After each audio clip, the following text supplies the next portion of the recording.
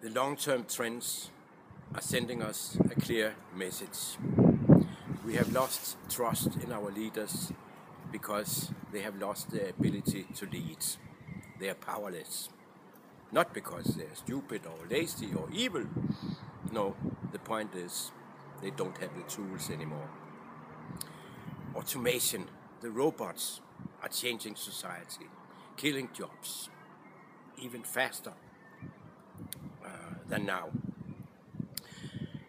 And the jobs are moving away from the US and Europe to China and elsewhere. So the social contract has been broken. The contract between leaders and voters, between the 1% and the 99%. The leaders, the employees, the middle class and the workers. Let me illustrate this. This is the leaders, this is the 99%. I'm separating the bananas. This is what is happening.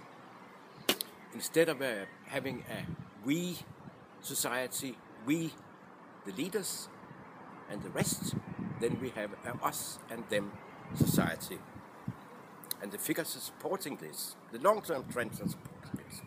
Clearly, Gallup has asked, are governments always, or at least most of the time, doing the right thing? 1 in 5 only says yes.